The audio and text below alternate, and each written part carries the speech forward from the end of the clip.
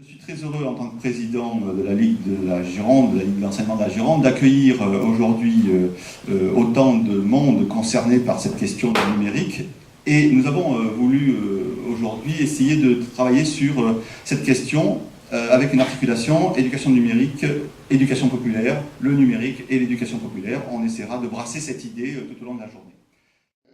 Notre ministre a défini une grande stratégie nationale visant, vous le savez, à faire entrer l'école dans l'ère du numérique.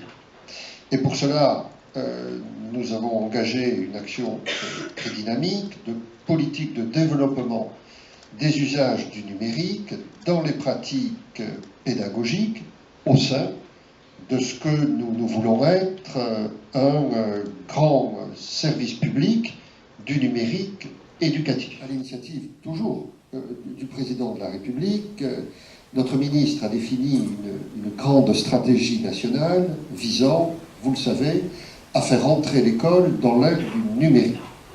Et pour cela, nous avons engagé une action très dynamique de politique de développement des usages du numérique dans les pratiques pédagogiques au sein de ce que nous voulons être un grand service public du numérique éducatif.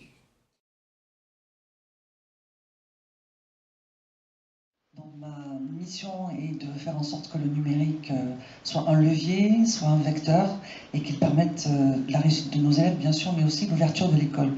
Puisque, comme vous l'avez fort bien dit, monsieur le recteur, nous sommes dans une transition numérique, et l'école est en train de l'opérer, cette transition, et c'est une très bonne chose, puisque ça permet de désenclaver, de ne plus être une citadelle qui parfois pouvait paraître fermée. L'école s'ouvre, et grâce à vous, elle avance. Le numérique, c'est pas les ordinateurs.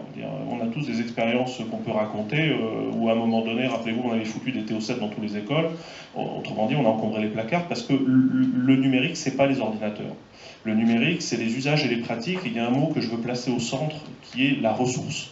L'outil qui va façonner la pensée, ou est-ce que c'est la pensée collective individuelle qui va utiliser l'outil? Posez-vous cette question.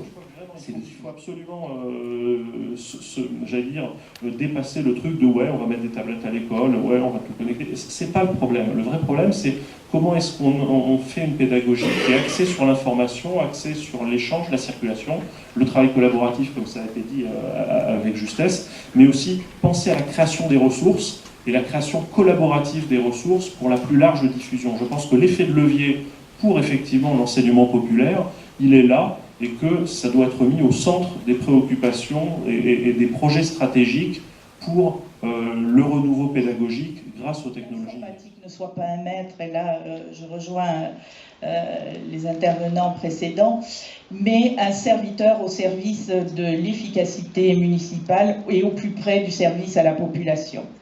Explorer toutes les potentialités, les manques, les besoins, et rester réaliste et pragmatique. Ne pas se faire plaisir, mais vraiment être sur le besoin ressenti et pas autre chose. Et penser à ceux qui étaient le plus éloignés de ces pratiques, mais aussi peut-être à ceux qui n'en sont pas assez éloignés. Parce que je crois que là aussi, il y avait du travail à faire en termes d'éducation. Accompagner la conscience des gens par rapport à cet outil-là. Et vous vous rendez compte que dans ces moments-là, vous posez la question du pouvoir individuel et collectif sur les réseaux sociaux, par exemple. L'objectif, c'est de permettre à tous d'avoir les clés pour comprendre le monde d'aujourd'hui. Or, le monde d'aujourd'hui, effectivement, il est fortement impacté par le numérique. Donc, compétences de lecture, de décryptage, compétences aussi de compréhension de l'écosystème numérique. Et quand tout à l'heure j'entendais les réactions par rapport à Google ou par rapport à Facebook, etc., alors j'étais mitigée parce que, en même temps, moi, ce qui m'intéresse, c'est d'apprendre aux élèves comment fonctionne Google. Effectivement, c'est-à-dire comment Google, finalement, utilise nos données, les exploite effectivement, profite de nous en quelque sorte. Donc c'est aussi une manière de rendre les élèves critiques par rapport à ça. Mais c'est juste pour essayer d'éveiller les consciences. Parce qu'on entend tellement les avatars conformistes, comme je les appelle, C'est-à-dire les gens qui se montrent dans un monde virtuel, mais qui sont dans un conformisme incroyable, parce qu'ils ont des codes de compréhension. Si vous ne les avez pas, vous ne pouvez pas rentrer dans ces milieux-là. On le voit bien, c'est pour ça que l'éducation populaire est au cœur de ce débat du numérique.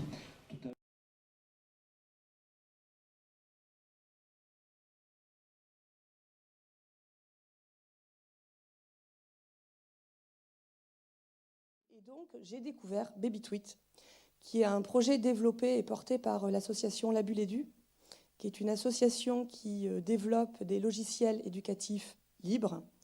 Et il y a à peu près 2 ans et demi, ils ont développé donc ce logiciel BabyTweet, qui est l'équivalent de Twitter en libre et dédié aux 3 On travaille trésors. essentiellement soit sur des logiciels libres et gratuits, ou des logiciels propriétaires mais gratuits. On leur avait proposé en fait de réaliser une carte écologique afin de recenser tous les points de récupération, de valorisation des déchets sur la commune. L'idée, c'est effectivement dans ce monde virtuel, puisqu'on est dans un monde virtuel, c'est qu'on peut agrémenter de choses qui n'existent pas dans la réalité et qui pour autant font écho à la réalité. Ici, donc, on a un petit cinéma qui nous permet de voir et d'entendre Pierre Bardou, par exemple, qui fait partie de cette association et qui explique ici une partie de l'historique des marais. Donc on a, au lieu cette fois-ci de lire plusieurs fiches qui nous résumeraient l'historique, on a quelqu'un qui nous le présente avec des illustrations. Ce numérique, là, c'est libéral ou c'est humaniste? Est-ce que Google, c'est libéral ou c'est humaniste? Et si vous ne répondez pas à ces questions-là, vous n'allez pas répondre demain à la maîtrise de l'outil. Qui doit maîtriser l'outil? Qui doit maîtriser les réseaux? Qui doit maîtriser les données? Qui doit maîtriser les moteurs de référencement? Est-ce que c'est la démocratie citoyenne ou est-ce que ce sont des entreprises ultralibérales et financières?